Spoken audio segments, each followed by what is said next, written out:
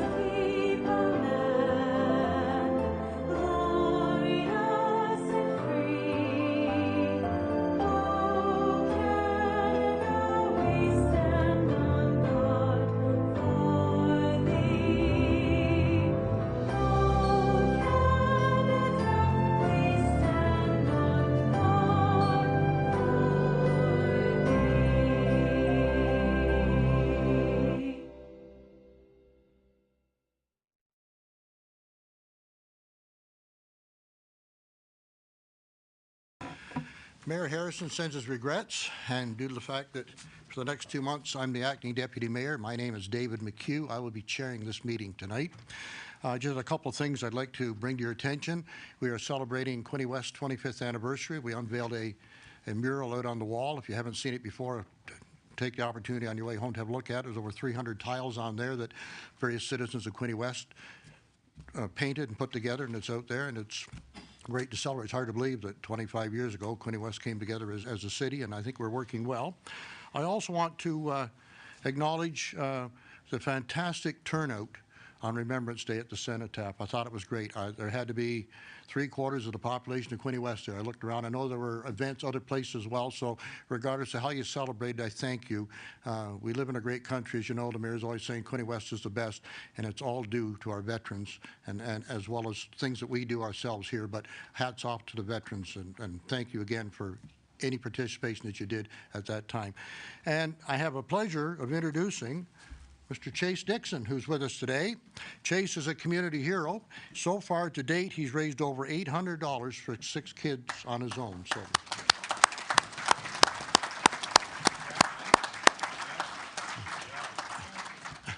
Thank you, Chase. Thank you for that.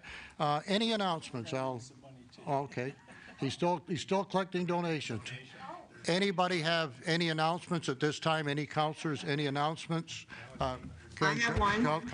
Councillor Sharp first, then Councillor Reid, please. Thank you. Through you, Mr. Chair.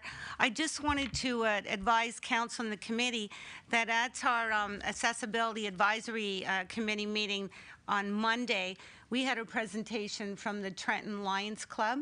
And as you know, they have an accessible playground in Centennial Park. And they raised the money for that through the support of the community and donations. And they're now moving on phase 2. And they will be out in the community raising additional funds. And the playground, there are new components that will help address a lot of inclusivity interests. And it was such a great presentation, and I know Councillor Freeman was there as well. So we just wanted to share that, and you'll be hearing from Lions Club members throughout the year as they fundraise for the phase 2, and they need about $250,000. Thank you. Councillor Reid? Thank you very much. I just wanted to, I know it seems early, but I wanted to remind everybody that Saturday, November the 25th at 2 o'clock, Frankfurt Santa Claus Parade will be going down the streets, starting from the arena parking lot, and as well on Sunday, November the 26th, starting at 4:30, Trenton Santa Claus Parade will be making its way down the streets as well. So next weekend has a lot of activities. After the Frankfurt Santa Claus Parade and after the Trenton Santa Claus Parade, the fantasy lighting will take part in the designated areas that they have been lit before. So hope to see lots of people out to start off the holiday season. Thank you. Any other councillors? Okay, any disclosure of any peculiar interest or nature thereof? Seeing none, we'll move on. Before I ask for approval of the agenda, I'd like to make a small change in it. I'd like to, when we get to corporate services, I'd like to move the Traffic Safety Advisory and Active Transportation Committee reports. I'd like to move them up. We'll deal with those first when we get there. So could I get a mover and a seconder to approve that agenda, please? Councillor Boyce and Councillor Ellier. Thank you. I need approval of the minutes of the meeting held on November the 1st. I need a mover and a seconder. Councillor O'Neill, Councillor Armstrong. Delegates and petitions, we have none. We're now moving to our public input portion. And just to read you a few of the rules and regulations, you're welcome up to the front, state your name, address. You have 3 minutes to speak. We will make no comments. There'll be no questions asked. The topic, you must be remaining respectful. And we would ask that it not be repetitious, okay? If somebody says one thing, it won't be okay maybe for a second one, but not for everybody to come up and say the same thing over again. So we'll, without further ado, we'll move on. The podium is there, it is live. Who would like to come up and speak? Hello, my name is Mark Ruxtell. Yes. Thank you to the mayor and council. Yeah, I reside at 686 Second Dug Hill Road, and I'd like to talk about the anti-whistle bylaw tonight. I have lived at this address for 35 years, and in those 35 years, there has never been an accident involving a train or a vehicle or a person. I personally support the anti-whistle bylaw, which is overseen by the federal government, the Ministry of Transportation. They have set the policy and guidelines and regulations for which an anti-whistle bylaw must meet at a railway crossing. The anti-whistle bylaw met all the requirements in 2019 and was recommended for approval by Jock Valley Engineering, but was voted down by City Council over worries of liability issues in 2019. I feel a few councillors are misinformed about sightlines and liability issues. As I was reviewing the Ministry of Transportation regulations regarding the railway crossing, I would hope that councillors would allow for them to make informed decisions about the crossing at Second Dug Hill Road. In the Jock Valley Report, Regulations 4.7 on sightlines states that any crossing that has gates, bells, and lights do not require sightlines. It was also noted that the Highway Traffic Act does not permit vehicles to go around lowered gates. However, the crossing signal lights must be visible to approaching motorists and people for at least a stop sight distance requirement. Based on the road speed of 60 kilometers for this crossing at 2nd Dug Hill Road, 85 meters would be required. The crossing signal lights are visible for at least 300 meters plus on both approaches. But in actual fact, you can see this crossing from the top of St. George's Cemetery and at the intersection of Telephone Road, which measures out to be 700 meters, which is almost a half a mile. And it seems that the liability is a major issue with some councillors. As stated by Mr. Angelo, insurance rates would not increase. The only way that the city would be held liable if they failed to maintain the road markage and the signage that was regulated by the Ministry of Transportation. So it appears that the crossing at 2nd Dug Hill Road meets all the requirements and sightlines and signage regulated by the Ministry of Transportation. But at the end of the day, the engineer that is driving the train still has the authority if he feels the situation warrants that he blows the whistle. Thanks for your time. Thank you. Anyone else for public input? Going once? A gentleman coming here now.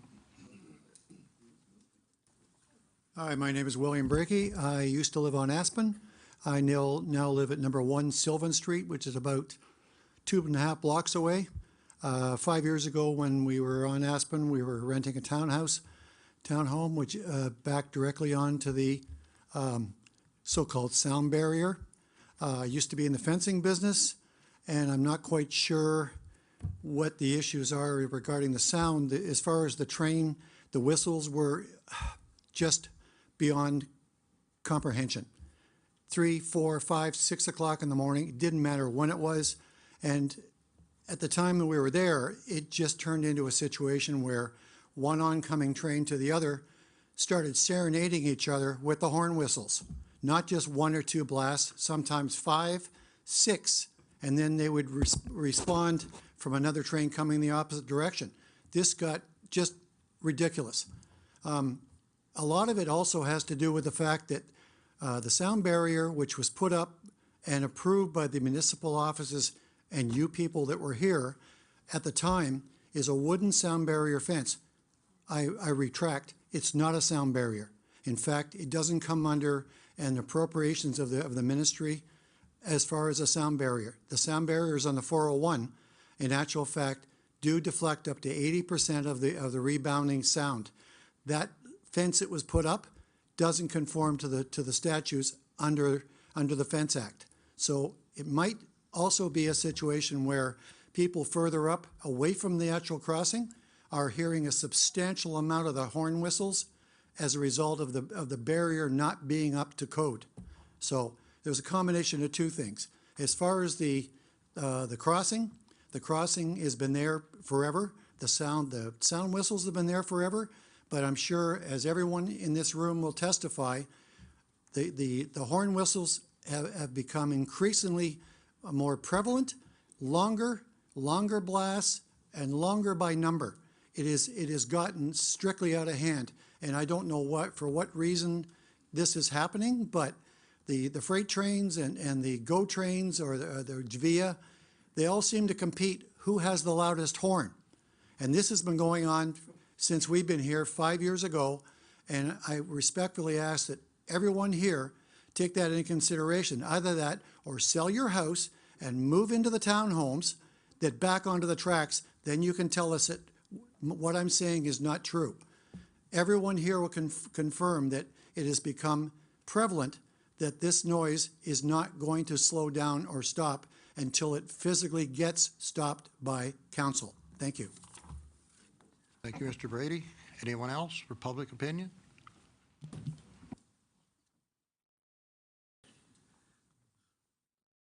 My name is Peter Furland. I live at 643 2nd Dug Hill Road.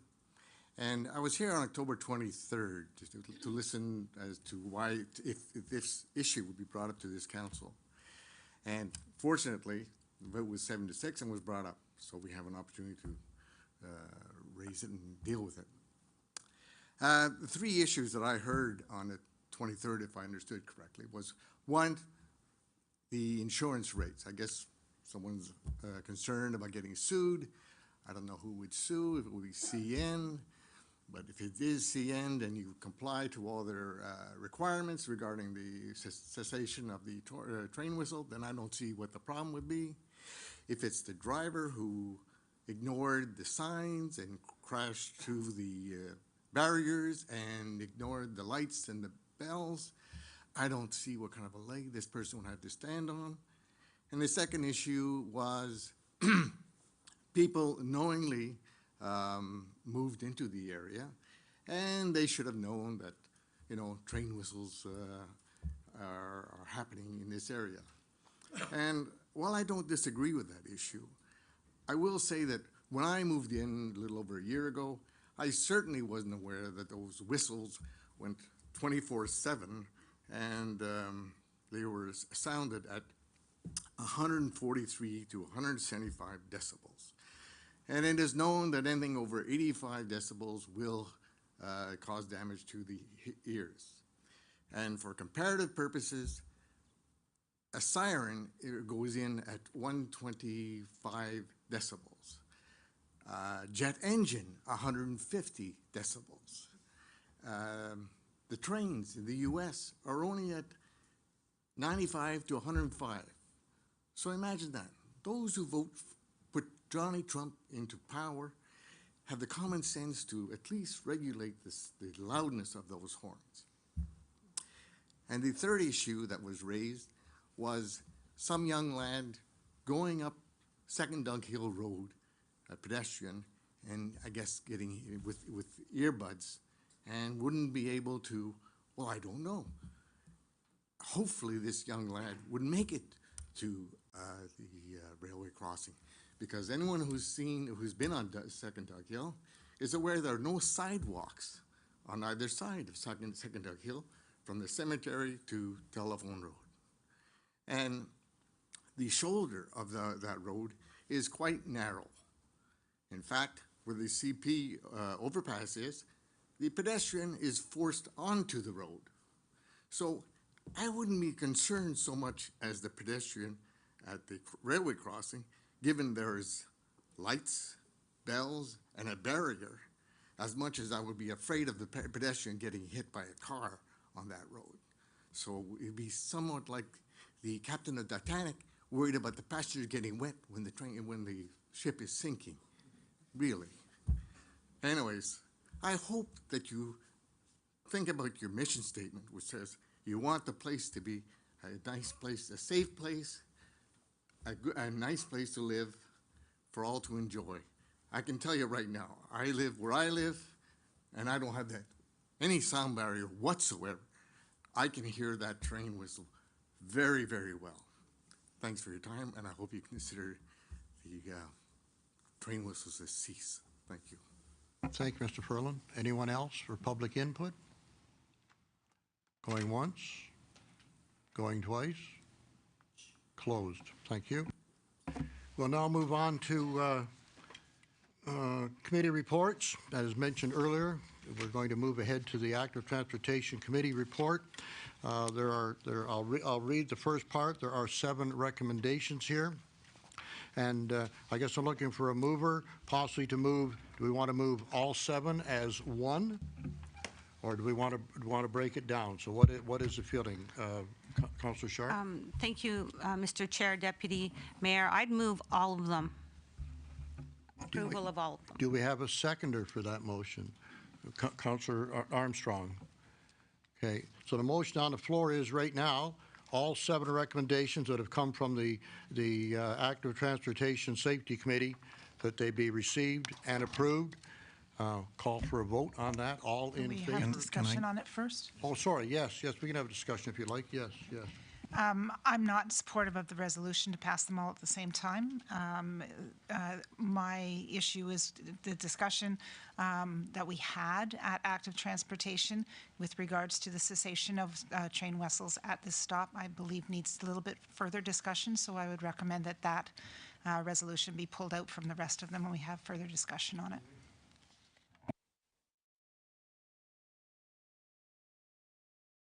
Was it Councillor Reid? You have your hand up? Yes, I do. Thank you. I had an issue too with motion regarding the roundabout at Badawa. The recommendation was to remove the foliage on southeast corner of Plantain Street and Fraser Drive. And then it was mentioned about the roundabout, but that should include, and not at city expense, but as proposed by Badawa Development Corporation, and that is not stated in the motion, so I would like that put in there. I did not make the motion to include a roundabout funded by City of Quinte West. Badawa Development Corporation wanted the roundabout, and I think that that needs to be placed in there, that they are responsible for the funding of that. And I'll ask Clerk Chesney if I'm right here. We have a motion on the floor that must be voted on first before we consider any other resolution at this time. And the second thing is, if the motion should pass or doesn't pass, but if it does pass, we can add Councillor Reid's concerns to the motion. Is that correct? So if, through you, Mr. Chair, if a member of council would like to pull an individual item for discussion, they may do that. So it might be prudent just to move through, move all of them minus the ones that members would like pulled for discussion, if that's... That be agreeable? We have a mover and a second. Would that be agreeable? Yeah, that's fine with me. Okay, so I will go back to the beginning here then. And the first recommendation is that matter for council consideration and approval, and this is the staff report by Josh McChesney, Manager of Legislative Services, and the committee regarding active transportation and traffic advisory committee matters for active council consideration be received. I need a mover and a seconder for that, please, if I could. No, that's one of the 7 recommendations. I'm taking the first one out. We're going one at a time. Can you assist me and let me know what page you're referring to right now on the agenda? Yes, I'm on the second page, and it is 8C.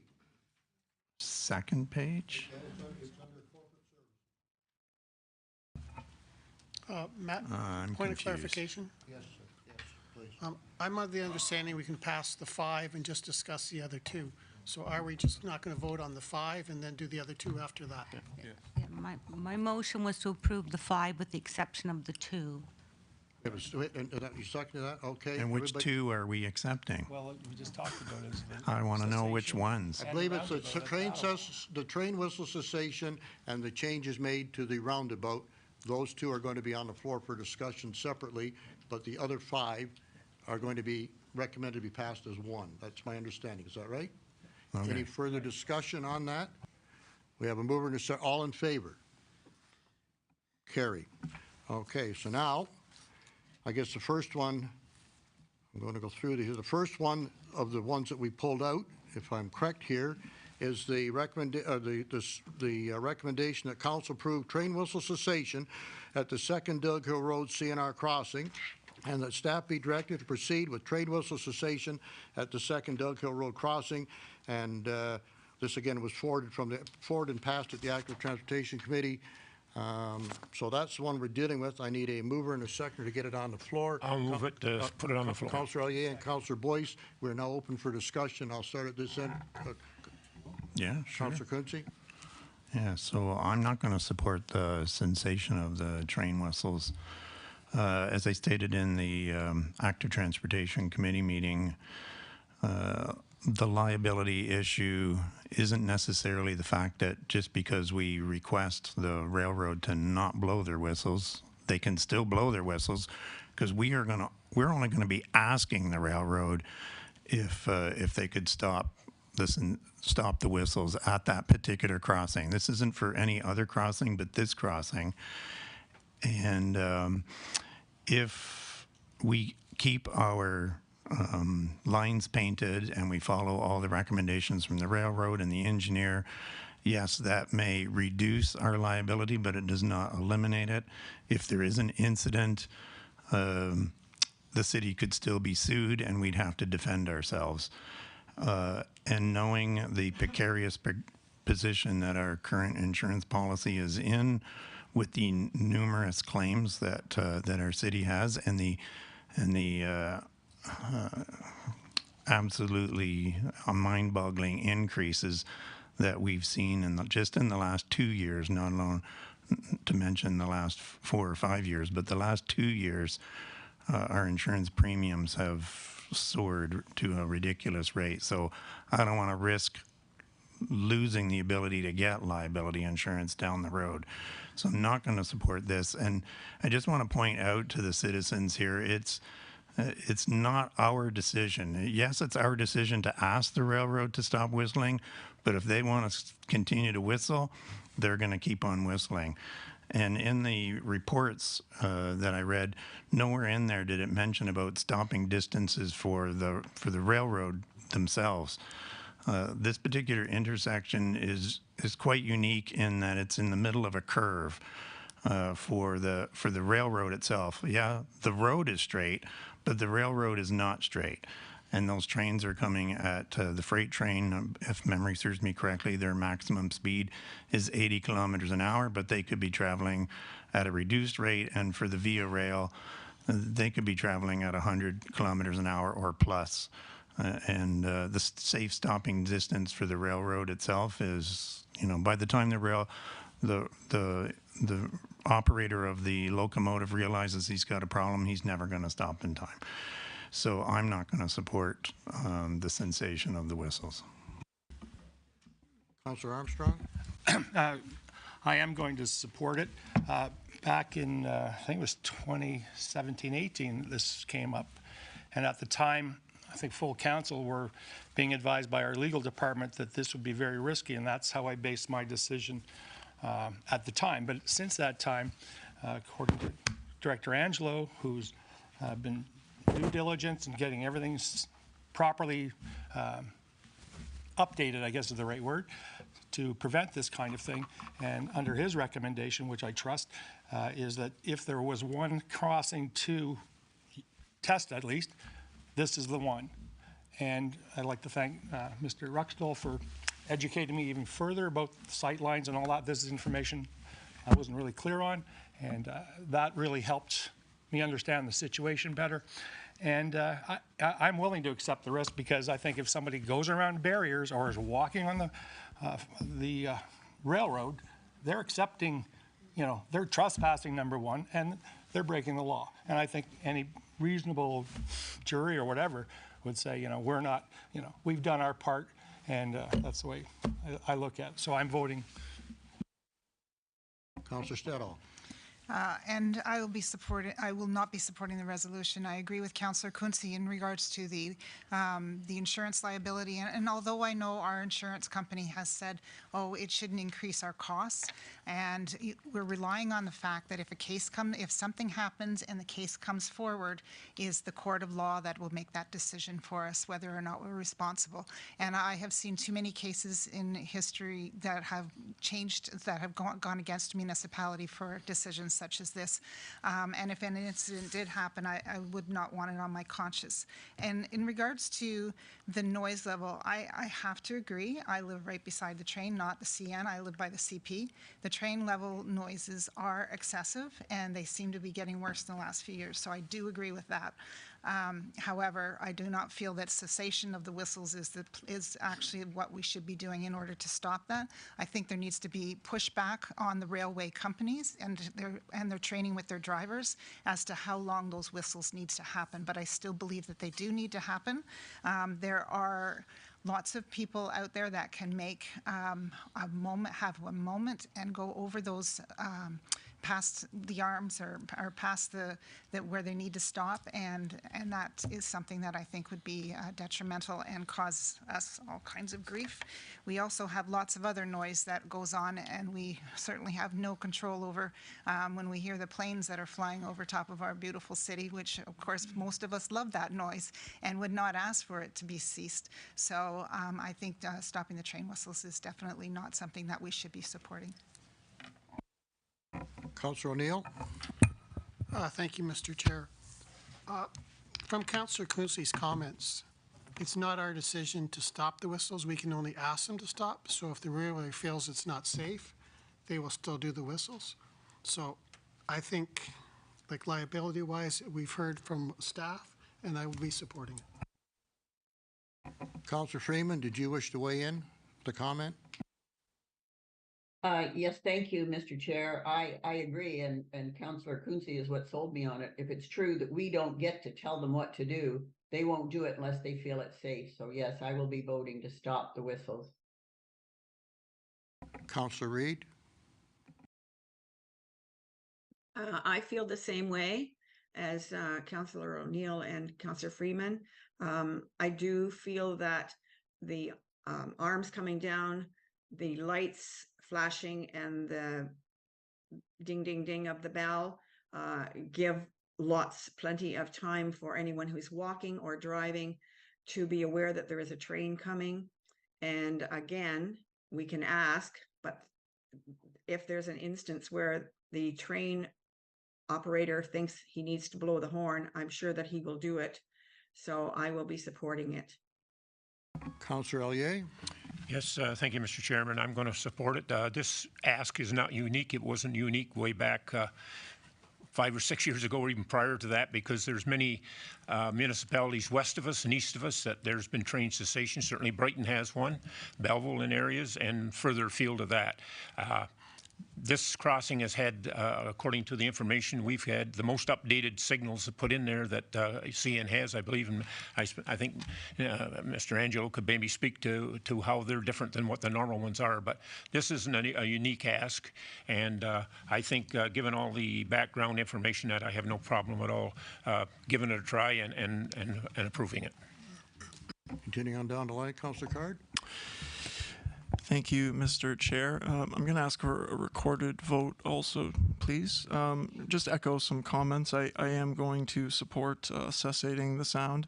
A few points very briefly. Our insurer says that it won't affect the premiums. It's best to their knowledge. Of course, we don't know the future.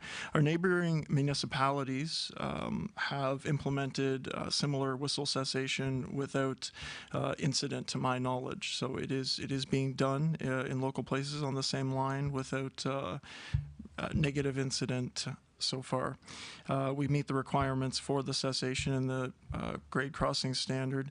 And I like Councillor Armstrong's point that this one makes the most sense. It's the lowest cost to begin with this one. If there were issues, implementation, the system didn't work as well as we had hoped, this would be the one that we would begin with and slowly move to others where it's successful. So I think that that's the most obvious. CN has said that there is no evidence to suggest any incidents or accidents can be pinpointed in other municipalities to the whistle cessation. And one final point, noise pollution is an emerging area of study in the medical literature, and there are tremendous, potentially long-term health consequences associated to repeated exposure to high decibel noise pollution, not just being woken up at night and losing sleep. So I think that's going to continue to be an issue also, so I'm very much in support of this. Councillor Cosmos? Thank you, Mr. Chair. I supported this motion at the committee level. I will be supporting it again at our council vote. And just further to some of the comments that have been made, I know it said that all the safety measures are in place at 60 kilometers an hour. So Second Doug is even better off because the posted speed limit is 50. So if we're complying at 60, it's much safer at 50. And which was also discussed at the committee level, but not here tonight, is a further step is that we will move the painting, the road markings back even further so they're more visible than where they already are. Councillor Sharp? Thank you, Deputy Mayor. I will be supporting cessation of the train whistle. Considered this greatly after the Active Transportation and Traffic Safety Advisory Committee met. This is a particular situation, and I think given the staff report, this is an opportunity to do this if the railway wishes to. As I say, it's a recommendation we will make to them. So I will support it. I also, I know at Good Roads, many of us, and I believe you also, councillors, you both were there, and we had training on train whistle cessation at the Good Roads Conference, and I know Mr. Angelo was there, and where it may be suitable and where it is not. And so given all of that, I will support cessation of the train whistle. Councillor Boyce? Yeah, and I agree with most of my colleagues. I mean, we live in an age where, regardless of what we do, we can end up getting sued. But I mean, at the end of the day, are the courts going to say we're negligible because we took away the whistles? This isn't an unmarked crossing. We have bells, whistles, barriers, signs. I mean, I think the city has done what it can to support it. We've heard that it's certainly a good spot to try it. My mind hasn't been changed by anything. I'm going to support getting rid of them.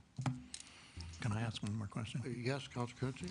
I was wondering if staff could comment in regards to if this motion is passed, what the expected time frame we might hear back from CN. I know they are lightning quick in any other responses that we've tried to reach out to the railroad to get. And I don't want to go into too many other stories, but I have a couple of head shakers in my own mind. If I may, I'd like to direct your question possibly to Director Angelo. Through you, Deputy Mayor, to Councilor Quinte and Council and the public.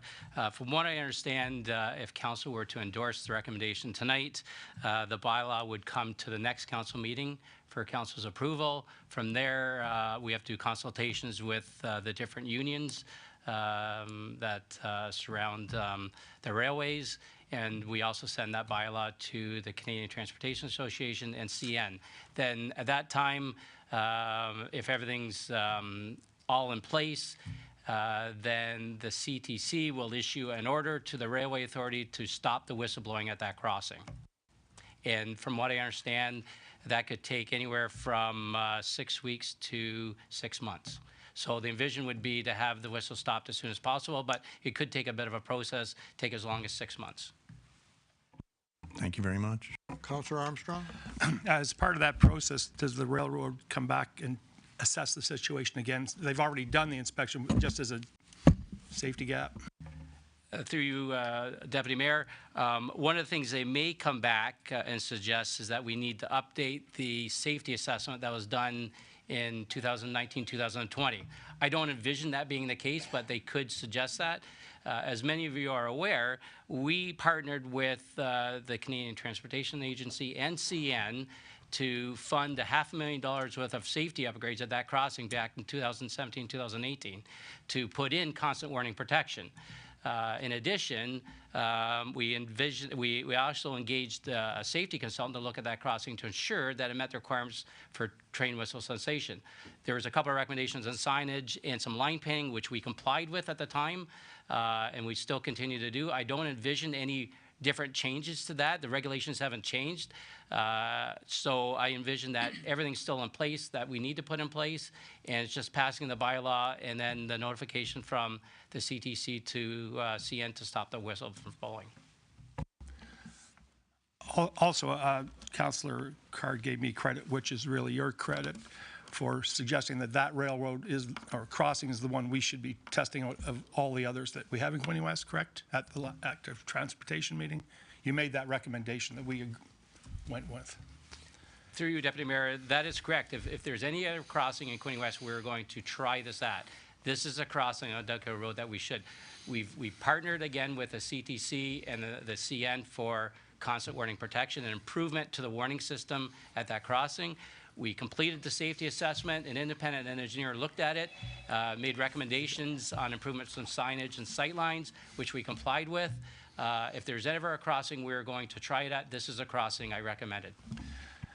Follow up. Also, that hasn't been discussed is, I think housing values could be affected by this. And we were listening to people who said that they're moving out because of it, so there's that potential problem. There was also in a discussion with a neighbor who said that the train whistles cause their child to wet their pants. So things like that, we talk about sound, defective sound, maybe that isn't funny, but it could be a fact. I have more problems with stuff in town with traffic lights, advanced traffic lights, one way and not the other way. That's where my thing is right now in terms of safety on the roads. And that's a little pet thing I have. Correct? Anyways. Councillor Card. Thank you, Mr. Chair. And I find it in our current housing crisis. Also, I know that a previous argument that had been made was that, folks that lived in the area, they had somehow made a decision to expose themselves to the noise. But I think that, even that flimsy argument is no longer even relevant, just with people are desperate, especially in the rental market, to find anywhere to go and live. And the idea that, a family that, their house was being sold by an investor, they have to find somewhere to move, they would take what they can get in this market. And if that happens to be there, it's, not fair for them to suffer with the sound constantly too. Any further comments? Does it come down to me? I get last kick of the can here, do I? Well, thank you. I will be supporting this. I've been following this for years now. As much as you know, I've been getting phone calls on a regular basis. I have sat at various crossings with the wife. I've traveled all over and seen these crossings. I've heard of no incidents at them that would make me change my mind. Just an example, I'll read you some. Brockville has, Georgetown, Windsor, Perry Sound, Markham has 13 whistleless crossings. Tyendinaga, Aurora, Brighton, Kingston has 3, Barrie has 3, North Bay has 3, Waterloo, Kitchener, Hamilton. We're not reinventing the wheel. They're out there right now. They seem to be working. So I will be voting in favor, and I believe a recorded vote was asked for, so I'll ask our clerk to go through the list alphabetically, if you would, please. Thank you. Yep. Councillor Ellier. Yes. Councillor Armstrong. Yes. Councillor Boyce. Yes. Councillor Card. Yes. Councillor Freeman. Yes. Councillor Kotsavos. Yes. Councillor Quinte. No. Councillor O'Neill. Yes. Councillor Reid. Yes. Councillor Sharp. Yes. Councillor Stedall. No. And Deputy Mayor McHugh. Yes. 10 yeas and 2 noes. Motion is carried. Thank you. Okay,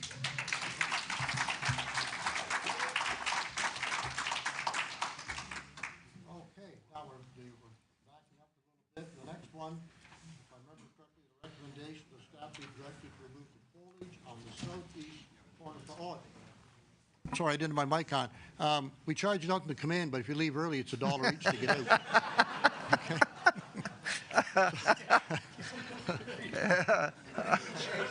Yeah. Oh, that's a toonie. Yeah. 6 months. Yeah. Or you, yeah.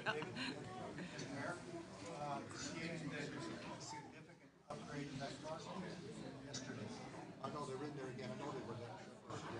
Electronics, everything's been all upgraded, along with the road surface. They changed the level of the road and everything, so you guys voted in the right way. Okay, I'll call this meeting back to order again. We'll get back on track. The one recommendation we have yet to deal with is the one that staff be directed to remove the foliage on the southeast corner of Plant Street and Fraser Drive to improve the intersection sight lines, and that a roundabout be considered as future development plans for Battawa are proposed. And I think before I call for mover and a seconder, I will turn the meeting over to Councillor Reid, and she can take it from here. Thank you very much.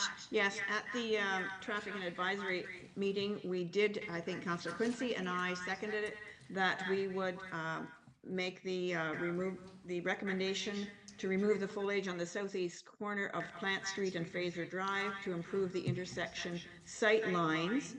But we clarified it that any improving of with a roundabout should be a part of the Battawa Development Corporation Center Square development, so it would be their expense, not the city. And I believe in the motion that we have in front of us tonight, it's just mentioning that a roundabout would be included or would be looked at, but I believe that it needs to be at BDC expense as part of their Center Square development. I just have a problem that there's some wording left out of there in that motion.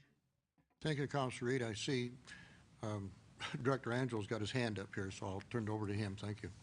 Yes, through you, Deputy Mayor. That's, I guess, staff's understanding that this would not be a city cost, that it would be a cost of the Battawa Development Corporation when they go to develop the Center Square in Battawa. And I wanted that reflected in the motion before we approved it. So you're making this motion with that change? Would you move that motion with that change in it? Well, I think that should be included in there. Perhaps Director Angelo could put some input into that. He and staff have that opinion, but I think it needs to be put into the motion. Do we have a seconder for Councillor Reid's motion? She's changing the motion to include that extra wording. I have Councillor Sharp. Any further discussion on it? Mr. Chair, sorry. If Councillor Reid, we could just say, and that staff be directed to prepare bylaw for council to approve the next regular, and that roundabout be considered as future development plans for Badawa are proposed at the cost of BDC. Just amend that motion, and then it's covered, because as chair, I was there, and that was the intent, and that is what we said. I know that. Yes, and I'm totally in favor of that. That's all I want at Badawa, at BDC expense. Okay, we have a mover and a seconder for the motion. Any comment, Councillor Armstrong? Could we also have in there approval by the city for the design? Or was that also just understood, no matter what they do, we'd still have to approve it? Because if they're paying for it, they might say, well, this is what we want. We don't care what you say, but I think it should be very clear that your department are going to finalize. Through you, Deputy Mayor, I think that's clearly understood. It's our municipal intersection, it's our roadways. Anything constructed on that would have to meet our approval. Any further discussion? All in favor? Carried. Thank you. Now we're going to flip backwards here. Still under corporate services, a report from Louise Smith, Deputy City Clerk, regarding request for an encroachment at 131 Leopold Street.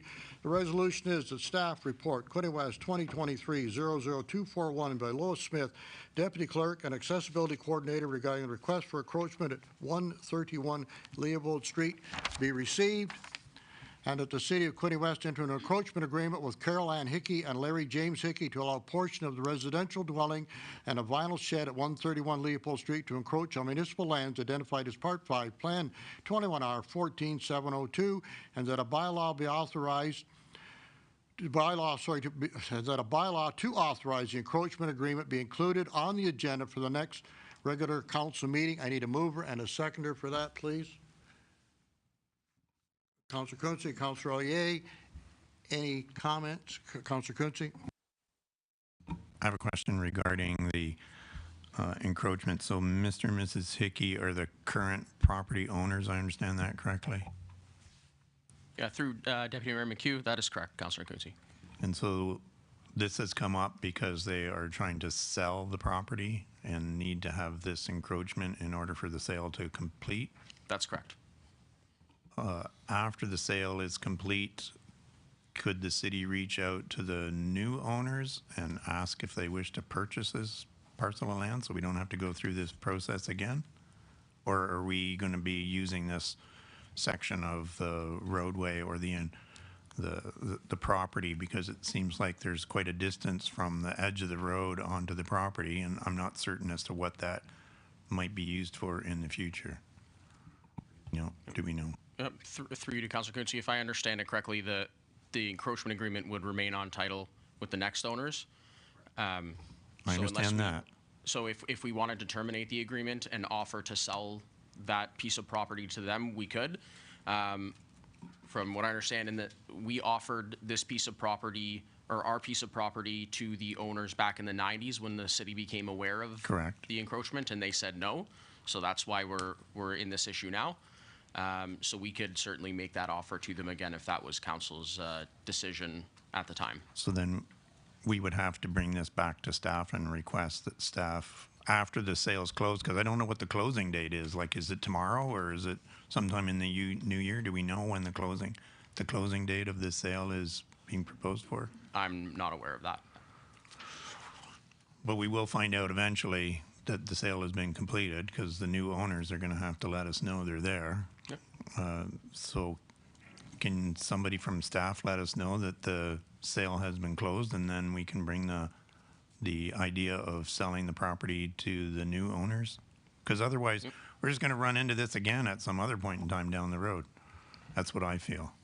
Yep. So through Deputy Mayor McHugh to Councillor Quinte, what we can do is just include that as part of the motion, just direct staff to bring this matter back once the sale has completed, and then it'll be before you again, and then we can have that discussion again at the time. All right, because if there's ever any issue where this house suffers some sort of damage and it has to be rebuilt, that could be a problem for the new homeowners. Any further discussion? Motion's been duly moved and seconded. Call for the vote. All in favor?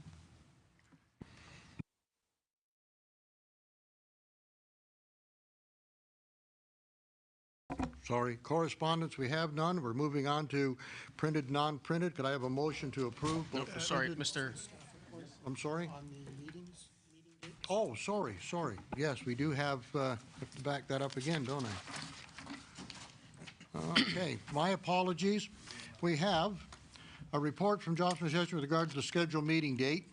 The resolution is that from Johnson Session, the Manager of Legislative Services and Clerk reporting the 2024 schedule be received, and that the 2024 Council and Standing Committee meeting schedule be approved. And I'd like to interject here. I've heard reports that possibly some people here might want to make some changes to the Standing Committee schedule.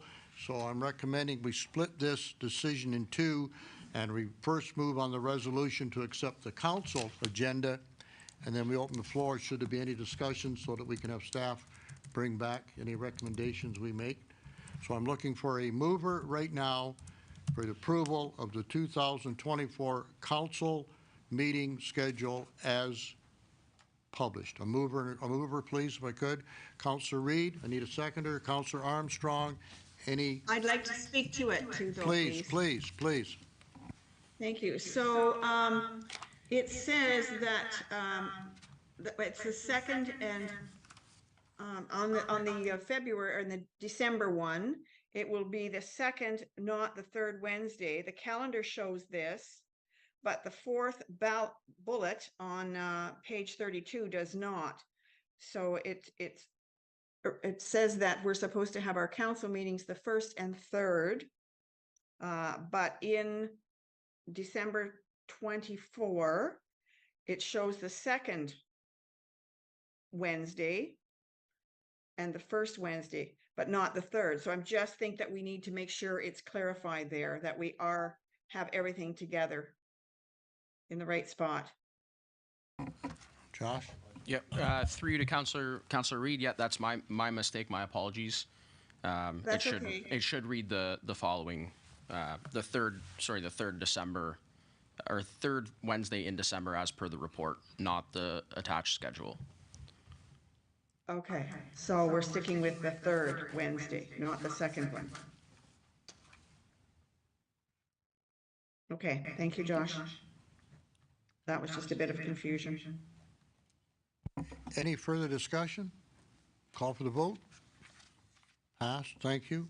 Now I need a mover and a seconder to get the standing committee schedule, at least get it on the floor for discussion, if I could, please. Okay, Councillor Quinte. Councillor Card.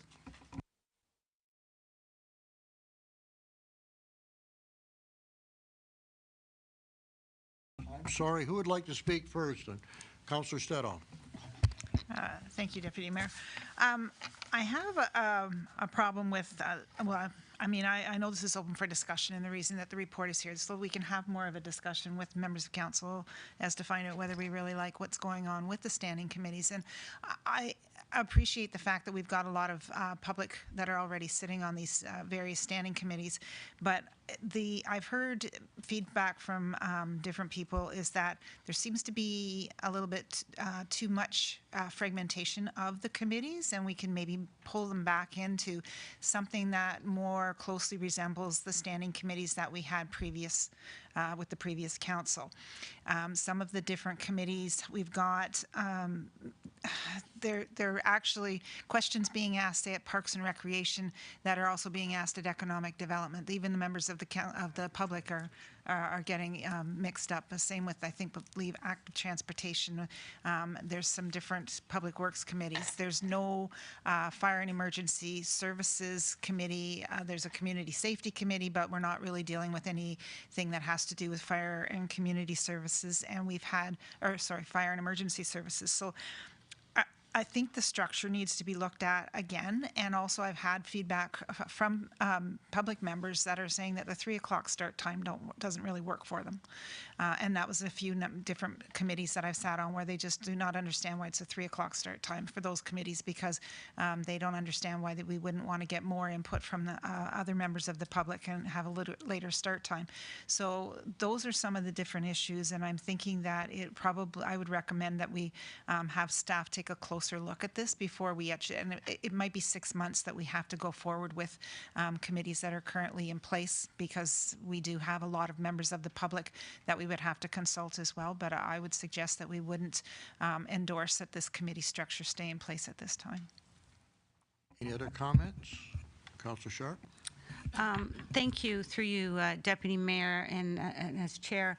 Just, I have a couple thoughts with regard to some of the committees. I'm wondering, as we go forward, maybe what I would consider more instead of advisory working group committees, where they, I'm thinking, and we're going to have an environmental stewardship committee next Tuesday, where there may be more project and program driven. I'm not sure about that. I would want to consult, of course, through Mr. Angelo and the committee. But some of the, I think, some volunteers, I'm not certain, but here around this table is very, very formal. And I think some of the activities we would progress, and I think Councillor O'Neill, as part of the discussion, is that when we look at the garbage pickup or trash bash day and some of the initiatives, and I think there's some great volunteers that would like to really advance those kind of projects and speak about those kind of ideas, but we're, around this formal table, and I think that's just an observation for some of some projects that are project specific. And this is very formal venue, so that's one thing. I also think that, and I'm going to use the example tonight, we had with Public Works, and it did encompass the advisory committee, pretty much many initiatives, whether it was wastewater, parks, transportation, active transportation, that came out of the very large department that Mr. Angelo manages. And I think that committee is very important, and maybe some environmental stewardship could come under there as well, in terms of policy related versus project. And we used to have the minutes, and this is, I hate to always say used to, because past isn't always good, but we had the minutes of the advisory committee meetings, and then they would come to council and we would approve them, save and accept or not, with the recommendations. For instance, if we had the train whistle, and it would be save and accept, and we would debate that and deal with it. What I see happening now is that we're spending time of staff with Mr. Angelo and his team doing all the active transportation and safety committee work. Then we have those minutes. Then they have to be rewritten to come to council and include all the same reports that we already addressed. So I don't see that as an efficiency. I see that as duplication, and I feel that that's a lot of work for staff who are trying to do it to assist us. But if all the committees then have to have the reports rewritten with the recommendations done again, then that is really not good use of staff resources. So those are some of the things that I see, and but otherwise, I mean, we're working well. We're working well, and I think a lot of these committees are great, but those are just some observations. Thank you. Any other comments? Councillor Cook? Thanks, Councillor McHugh, chairperson tonight. At the start of the year, when we were going to try this idea out for the advisory committees and getting more public members involved, which is great. My personal observation is that the initial meetings, which took place roughly March till June of this year, were basically appointing a chairperson, and the agendas were extremely light, even though we had a whole bunch of work piled up.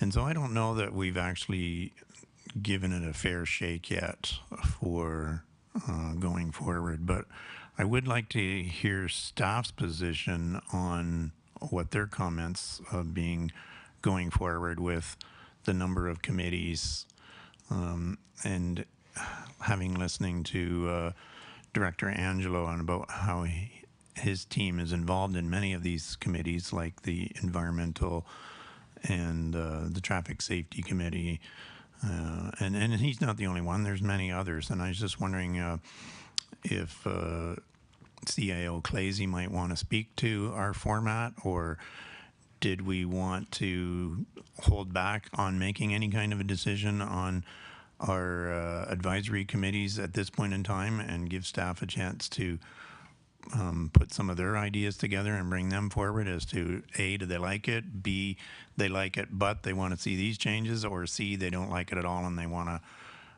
have some other way of doing it. Thanks. I think the intention of the motion, and that's what we're doing right now, is we're expressing some desires, things we think we see need to be changed, and hopefully Josh is making notes of that, and the recommendation would be that staff come back. He can reach out to the other directors himself and bring a report back on where improvements possibly can be made based on what he's heard tonight. I believe that's what we're trying to do. Am I correct there? You have a question? If you want to clarify with Mr. Clazy, it would be great. If he wants to let us know if we got it right, I'd be happy to listen to him. Anxious, please, Director Clazy, please. Thank you, Deputy Mayor, through you to Councillor Quinte and the rest of council. So yeah, I think the intent here tonight is to hear council's feedback on how council feels this last year has gone with these committees, and we can definitely take that away and have some discussions and take those comments into account and bring back a report with some recommendations in it. I think to Councillor Quinte's point as well, I mean, we put this new structure in place trying to, I think, better align some of our committees with our strategic plan. And, you know, it's been less than a year that we've been in this structure. So I do feel there's definitely some merits in, you know, giving it some more time. That doesn't mean we can't tweak or look at tweaking what's there. Yes, we do have some directors that are going to more than one committee meeting, but we also had that before with the old structure too. So that's, you know, it might be different directors this time with more meetings, but it's not uncommon for us to have directors going to more than one committee meeting as well. So yeah, I think the purpose tonight is to hear the feedback from council, and we'll take those comments away and have some further discussion and see what we can bring back for council to take a look at. Councillor Mr. Stedall. Deputy Mayor. Councillor Stedall first, and I'll come back to you, Councillor Freeman. Thank you.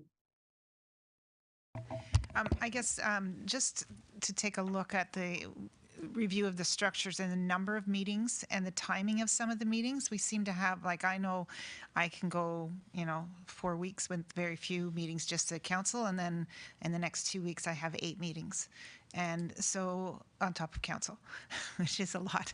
So, and that's just not myself. I know that's all the members that are sitting around here, and that's the staff members as well. And we have some meetings that are happening. The request is that we meet more often by monthly, and other ones like active transportation, which is really important, that is meeting every 6 months. EDI, diversity and inclusivity, they haven't met very much and hasn't got much traction yet. So, I mean, there's a whole bunch of different timing as to when the meetings are being held that might be reviewed as well.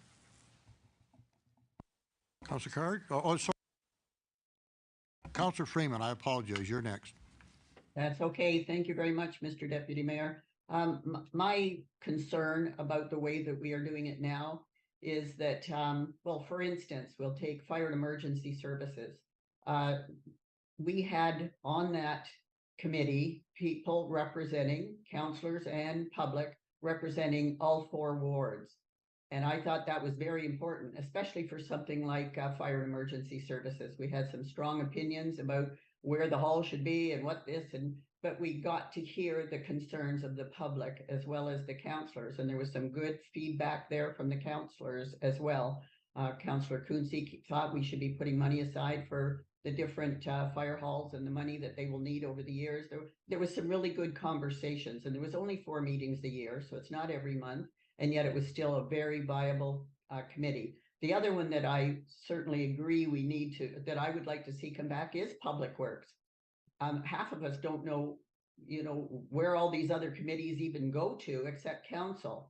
It's very confusing, and I feel a very big disconnect between the directors and council, because we don't meet with them, whether it's once a month or 3 times a year. There's no meeting, there's no being a part of Public Works anymore, or part of fire and emergency services, or corporate finance. We had a committee of council that was a part of corporate finance. So a lot of things were sorted out long before it came to council. All of those things are gone. Even something as simple as starting at 6 o'clock and having the meal together that we all paid for. We all chipped in on that. I know Councillor Reid and I couldn't do that now for reasons that are personal, etc. But that, I thought that brought council together along with the directors. There's a big disconnect now between council and directors because we are not connected. So that's how I feel about the committees that we need to bring back. But that's simply my opinion. Thank you. Thank you, Councillor Freeman. Councillor Card.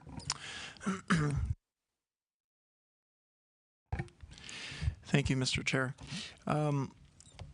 Yeah, I think that there's definitely room for improvement, I suppose. I do understand the debate that we had before and trying to align, keep what we all agreed was valuable public input, and then align with the new corporate structure. But I'm definitely hearing kind of several different things in terms of, I think maybe some members maybe want to add more committees, and then others are looking for efficiencies and minimizing the number of committees. So I guess I'm open to changes for efficiency. I don't want to ask staff to do a lot of work, and we roll a couple committees up and then add a couple more, and it's all the same number of meetings, and we've just rearranged the deck chairs for no reason. So I don't think that it's necessarily had a fair shake at it yet with kind of less than a year. But I would be interested to hear the clerk's opinion. Is there a way that council can create a little bit more flexibility for the committees in terms of having less meetings or more meetings? I know that there were suggestions initially, and I know that staff has kind of moved forward collecting agenda items and moving forward with those kind of as the planned minimums, like 4 for economic development as an example.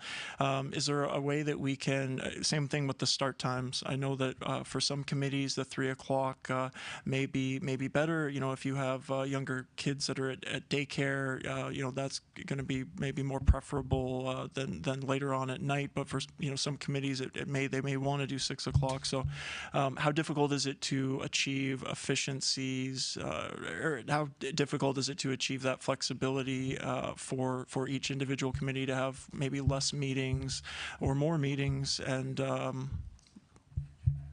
to achieve that?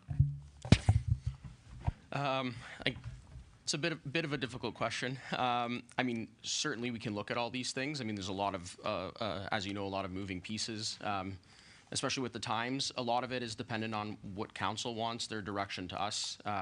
We just kind of work within the parameters that council gives us. So I think at this point, it's probably prudent just to take the feedback that council has given us tonight and put a fulsome report together with all these kind of pieces that we've talked about. And give you guys some options. Okay, thank you. Yeah, that makes sense. I know that it might be different for every committee and every, some people, different feelings on some of that. So I would appreciate, I guess, seeing a report and any obvious efficiencies like what Councillor Sharp spoke to. I think that makes sense if we can fix that too. So is that clear as mud? So the resolution then basically that we're going to pass is that all this information that we have just forwarded to staff will bring back a report going forward. We're all in agreement with that? All in favor? Thank you. Deputy Mayor? Sorry, I didn't see your hand, Councillor Reid. Go ahead. No, that's fine. No, you put your head down. That's fine. No problem. I just didn't know whether this was the appropriate time to make a recommendation that we still have the second meeting in December for 2023 happening, but it happens in the Christmas recess. So I'm not sure whether I should bring this motion now or I should wait till new business, but I'm thinking that the second meeting in December of 2023 should be canceled. Before we go any further, I'll reach out to Director Clazy for his comments on this first, possibly. The CAO, Clazy. That's all right. Thank you, Mr. Chair. I think based on the discussion we just had, I think it's fine if Councillor Reid wants to make that motion now to cancel that meeting. I think it's scheduled for the 27th of December, I believe, which is great. Yeah. So that is correct. Okay, that is the date. We have a mover for a motion, a seconder. I'll second that. Okay, Councillor Freeman to second it. Any opposed? Taking the day off? It's carried. It's carried. Well, you can qualify that. We're not really taking the day off, but we just won't be here. Right. Okay. Thank you. Thank you. So moving on, I believe now, correct me if I'm wrong, we're at correspondence for a council decision. We have none. No, sorry. Sorry, the printed? Deputy Mayor? Yes, sorry. Just the report on the Deputy Mayor schedule.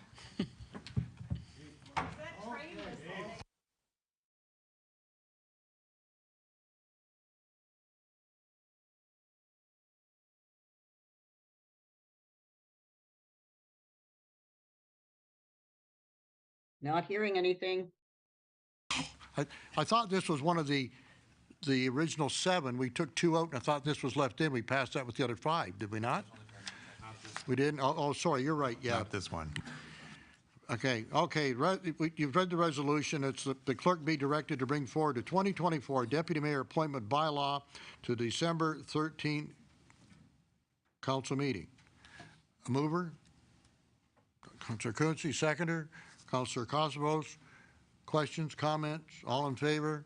Thank you. Now am I down to correspondence for council information? If so, I would ask for a motion to approve printed and non-printed. Councillor Stedall moves it. I'd like to pull one of the items, sir. Okay, well, okay, we can pull that, but I have a mover to get down the floor. A seconder, Councillor Card. Floor is yours, Councillor Stedall. Thank you very much, Deputy Mayor. Regarding the second piece of correspondence, the correspondence from the Municipal Finance Officers Association, and this is regarding, it's the ERO 19, changes to the definition of an affordable residential unit. It's a 5-page letter, so I won't go through and read it all to you. I'm hoping everybody who went through it. So just the highlight of it is that it's talking about new legislation that's introduced, and this is a commentary that was open, but it's now closed. And I just like to get this council to support the letters that MFOA is presenting, because the legislation will indicate that for a unit to remain exempt from development charges, this is the new development charges in legislation, that it must remain affordable for 25 years. And they're going to push that back on the municipality, that we have to track every single unit that becomes affordable. And if it changes and no longer becomes affordable, then we would have to go back and keep a spreadsheet and try and ask for our money back. And of course, we'd want to make sure that we got those DCs back, because that would be revenue lost to the city that we could actually recuperate. So that is sort of the short version of the 5-page letter, but I do have a resolution that's a little bit longer, and it would indicate that whereas the administrative challenges with respect to ongoing monitoring and enforcement have the potential to undermine the goals of the proposed legislation, And whereas ongoing compliance monitoring will be complicated by changes in the ownership that could result in transitions between rental and non-rental categories and municipalities seeking financial recourse from ill-informed buyers of affordable units. And whereas the city, like MFOA, is supportive of the inclusion of an income-based approach defining affordable and recommends further consultation on development of the Affordable Residential Units Bulletin. Now, therefore, be it resolved that the City of Quinte West supports the MFOA letter regarding Bill 134, and that a copy of this resolution be sent to the Premier's office, the Honourable Paul Calandra, Minister of Municipal Affairs and Housing, and MPP Todd Smith. Thank you. Bear with me here now. Can we have a motion on the floor for printed and non-printed. Can we pass that motion, save and accept yours, and come back with that motion on the floor, separate issue? We do that? That'd be agreeable? Yep. Okay. Did you wish to speak before Councillor Card did that? Yes, thank you, Mr. Chair. And to Councillor Steddall, so it would still be asking for the 25-year minimum. It would just be overseen by the province to make sure of that, essentially. Yes, both that the province would oversee looking after the 25-year, as well as if an affordable unit shifted over into just tracking the ownership of those types of things, be left with the province instead of the municipality. Okay, that makes sense. Okay, we're voting on motion to approve all printed and non-printed with the exception of the one that will be a motion. We know which one it is, so I'm sorry. Josh, sorry. Yeah, sorry, I just need a seconder for that motion. Sorry, I had him seconding Councillor Steddall's motion. Okay. My apologies.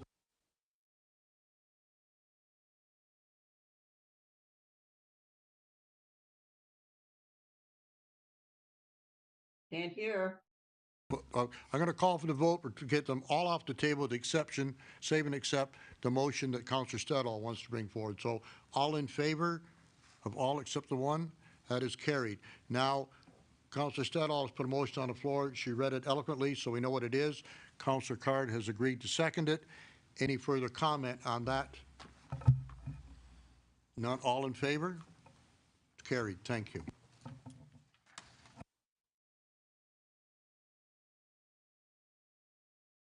Printed, non-printed data notices of motion. I have none. New or other business, it says none here. Does anybody wish to bring something up? Sir Armstrong? I was wondering about the entry at the YMCA. I want to congratulate Director Angelo on the new design, but what prompted it? And then I would think there's probably a cost saving with the new design. So just a little recap on that. Through you, Deputy Mayor, to Councillor Armstrong, what really prompted that change was through Quinte Transit. We had a number of buses that, through the board, identified that the buses couldn't turn around at the main entrance. Actually, had to go through the parking lot to get turned around, and that was certainly a concern for safety of pedestrians and patrons using the YMCA. And in addition, larger buses couldn't get through there as well. So the large school buses and large Voyager buses couldn't get turned around as well. So we wanted to widen that intersection or widen that whole entrance to facilitate a large bus turning around in that facility area. But you changed the design. My understanding was there was a design and then it was all changed. You didn't have to move light standards and stuff like that, which to me would have made things a lot cheaper. Yeah, it did. We did that actually before the design actually went out for tendering, but we did do some changes after the fact as well. There was supposed to be a center island, and we removed that center island in consultation with staff at the YMCA to facilitate ease of maintenance and snow plowing activities, and actually bus turning around and snow plows turning around in that area. Thank you. Okay, we're moving on to Planning Development Services bylaws. And the resolution that these bylaws be read a first, second, and third time, and that the said bylaws having now been read and passed, that the mayor and city clerk or designate be authorized to sign and seal same. Mover and a seconder, please. Councillor Elliott, Councillor Card. All in favor? I need two for confirmation bylaw. Councillor Steddall. Councillor Card. And before adjournment, I would just like to thank my councillors for putting up with me for a second session. I appreciate it. Thanks for going easy on me. And I'd like to reach out to Director Clazy and the staff that is here, but I'd like Director Clazy to forward it on. Our appreciation to all the staff. I know a busy season's coming out. I know it's busy this summer, but winter's coming. It's going to be even busier. We here at City of Quinte West appreciate all that you and all the Quinte West staff do. So thank you very much. So I will call for an adjournment. All in favor? Done. Oh, I broke it. No, I didn't. Broke my ear.